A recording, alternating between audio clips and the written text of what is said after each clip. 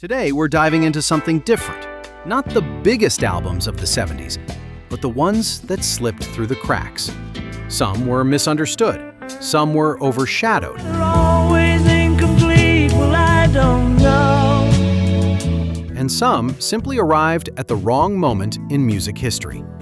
But every one of them holds something remarkable. As this countdown unfolds, the stories grow deeper. And the music becomes even more rewarding. By the time we reach number 10, will these forgotten albums completely change how you hear the 70s?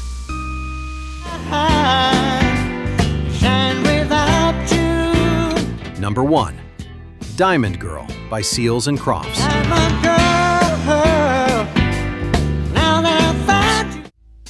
Close your eyes for a moment.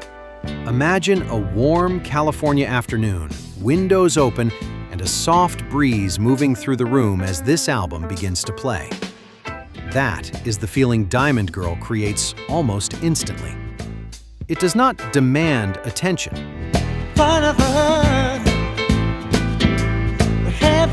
Instead, it gently surrounds you with a calm that feels effortless and completely natural. Released in 1973, the album reached the top 5 on the charts, proving it connected with listeners. Yet critics often dismissed it as too soft.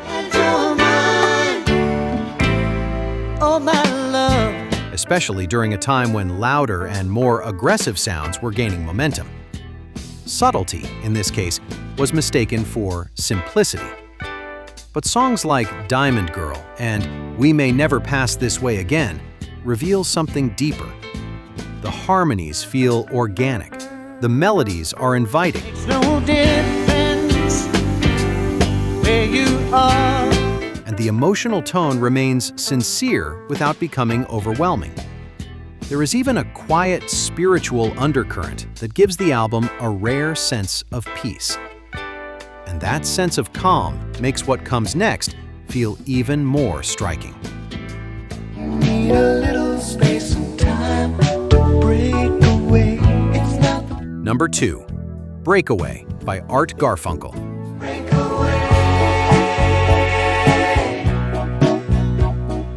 You know this voice, even if you think you do not. Clear, controlled, and almost weightless, it is one of the most recognizable voices ever recorded.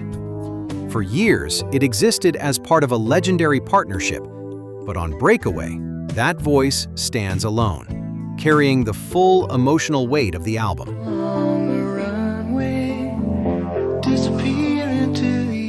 Released in 1975, the record leans into interpretation rather than reinvention. Songs like I Only Have Eyes for You and Breakaway showcase tone and phrasing with remarkable precision, while My Little Town reconnects him with Paul Simon, creating a moment that feels both familiar and reflective. Oh, you know I'm with you on your journey. The challenge was never the music itself, it was the shadow of what came before.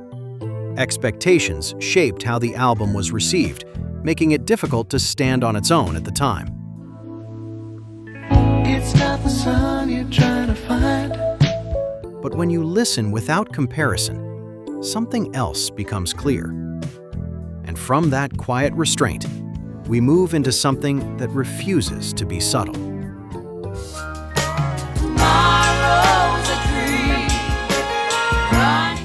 Number 3. Nightbirds by Labelle.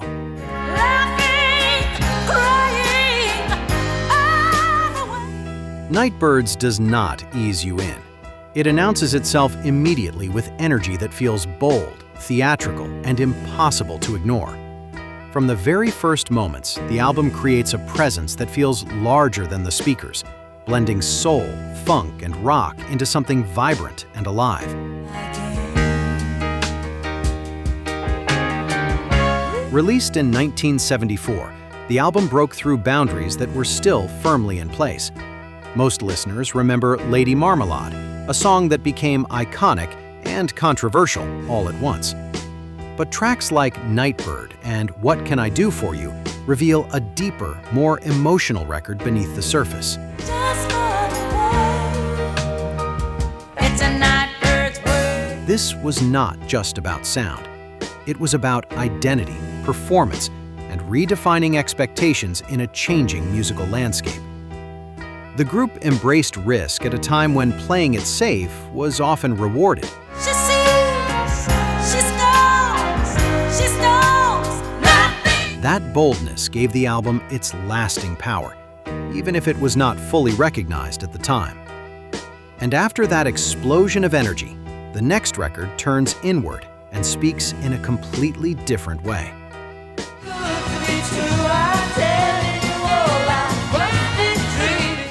Number 4. Extra Texture, Read All About It by George Harrison.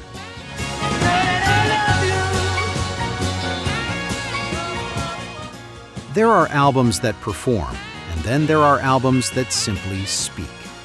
Extra Texture belongs firmly in the second category. It feels less like a statement and more like a conversation shaped by reflection, uncertainty, and a quiet determination to move forward.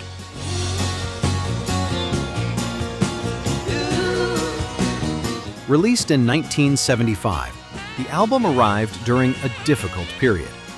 Harrison had faced heavy criticism, and expectations were unusually high. Instead of responding with something louder or more dramatic, he chose honesty. Songs like You and This Guitar Can't Keep From Crying carry emotional weight without excess or distraction.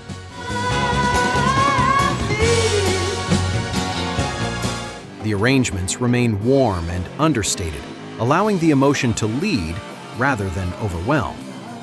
That sincerity gives the album its strength, even if it was overlooked at the time. Over the years, the narrative has shifted, and the music remains.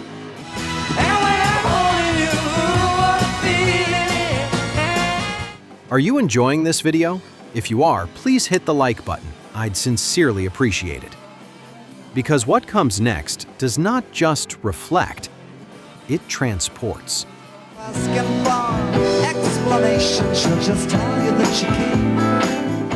Number 5. Year of the Cat by Al Stewart. The year of the cat. Some albums feel like a collection of songs. Others feel like a journey through places you have never been, but somehow recognize. Year of the Cat belongs in that second category, unfolding with a sense of atmosphere that feels cinematic, detailed, and quietly immersive. On a morning from a Bogart movie in a country. Released in 1976, the album blends storytelling with production that enhances every moment without overwhelming it. The title track, Year of the Cat, stands as its most recognizable piece, but songs like On the Border and Lord Grenville You go strolling through the crowd like Peter Lorre. expand its world with vivid imagery and carefully crafted narratives. Each track feels connected, creating a cohesive experience that lingers long after the music ends. The writing is precise, filled with scenes and characters that feel alive. The sun in a silk dress, running like a watercolor. At the time, it sat just outside the mainstream conversation, but for those who discovered it, the impact was lasting. And from that sense of storytelling, we move next into an album shaped by the open sea itself. On my imaginary street. Number 6. London Town by Wings. They're always incomplete, well I don't know. Imagine recording an album not inside a studio, but drifting across open water. That unusual setting shaped London Town, giving it a sense of space and looseness that feels completely natural. You can hear it in the music, where everything moves with a relaxed, unforced rhythm. Walk on a purple afternoon, I was accosted by a Released in 1978, the album performed well commercially, producing hits like With a Little Luck and London Town. But timing played a crucial role in how it was received. Punk was rising, disco was dominating, and this kind of melodic, carefully crafted pop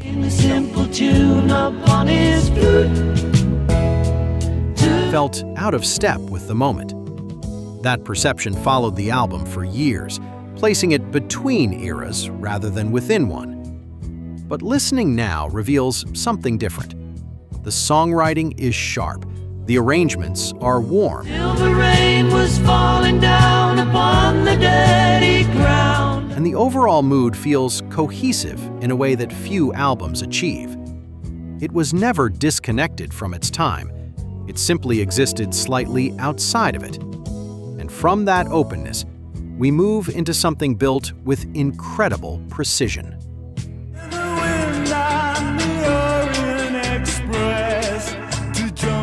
Number 7. The original soundtrack by 10cc.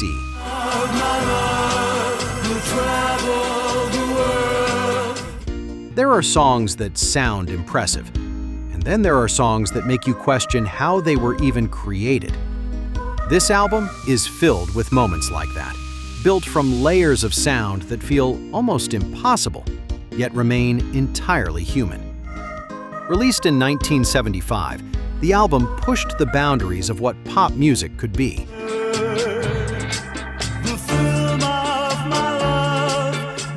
The band approached recording like architects, carefully constructing each element. I'm Not in Love stands as its defining achievement, while Life is a Minestrone and Une Nuit à Paris reveal a fearless approach to creativity. Every detail feels deliberate, with textures placed exactly where they need to be.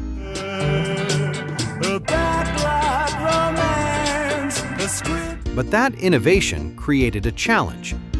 The industry did not know where to place it.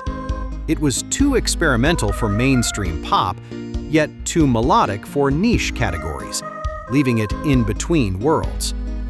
Oh, by the way, I will be posting more videos like this. So please like, subscribe, and turn on the bell so you don't miss the next video. Okay, on to the next. Because what comes next shows what happens when a band risks everything at the height of their success.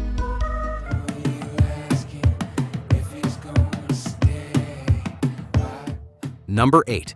Tusk by Fleetwood Mac.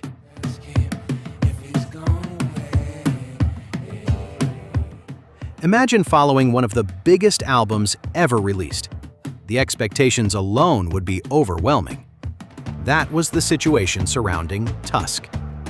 Instead of repeating what worked, the band chose a completely different direction, one that challenged both their audience and themselves.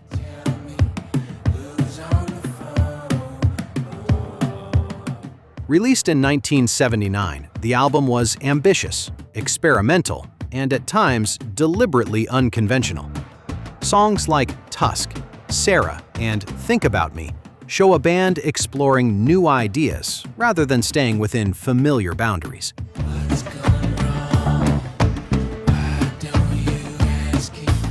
The result confused many listeners at the time. Compared to what came before, it felt unpredictable and even difficult. Critics were divided, and some fans were unsure how to respond. But over time, that perspective began to shift.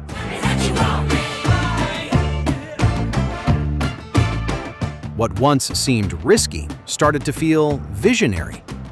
The album gained recognition as a bold, creative statement that refused to play it safe.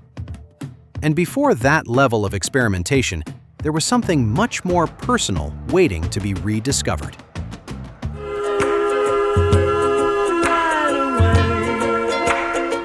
Number 9. Ram by Paul McCartney.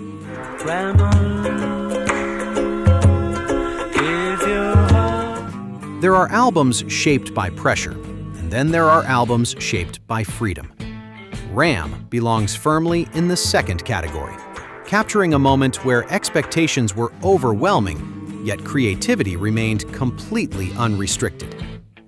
Released in 1971, the album moves between styles with surprising ease. Give your heart. Songs like Uncle Albert, Admiral Halsey, Too Many People, and Ram On reflect a playful, layered approach that feels both spontaneous and carefully constructed. At the time, critics did not respond kindly. Many viewed the album as unfocused, comparing it unfairly to the work of former bandmates.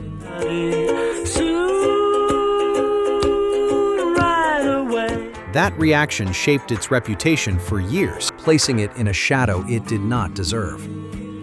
But over time, something changed. Listeners began to hear the creativity, warmth, and freedom that were always there. What once felt scattered now feels inventive and alive.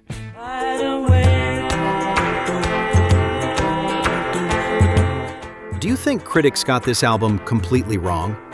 Comment yes if you agree, because now we arrive at something shaped by precision, where every detail matters.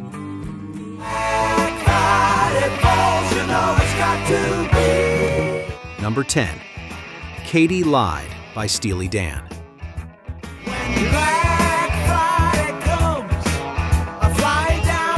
There is a level of precision in music where every note, every tone, and every performance feels carefully controlled.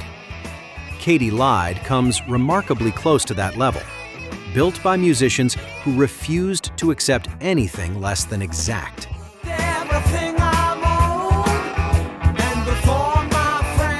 Released in 1975, the album brought together some of the finest session players of the era. Songs like Black Friday, Bad Sneakers, and Dr. Wu highlight arrangements that feel intricate yet effortless, rewarding listeners who pay close attention.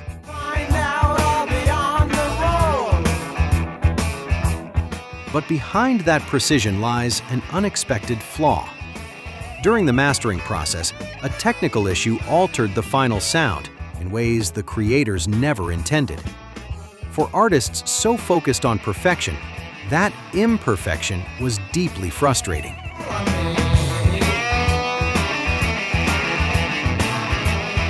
And yet, even in that state, the album stands as one of the most refined recordings of its time. It is not just about perfection. It is about what remains when perfection is slightly out of reach. So, here we are. 10 albums that history did not forget, but never fully embraced. Some were ahead of their time, some were misunderstood, and some were simply caught in the wrong moment. But all of them offer something worth rediscovering. Maybe even something that changes how you hear the entire decade. Now, I want to hear from you. Which of these albums are you adding to your playlist first? And if you enjoyed this countdown, don't forget to like, comment, and subscribe for more Retro Rewind.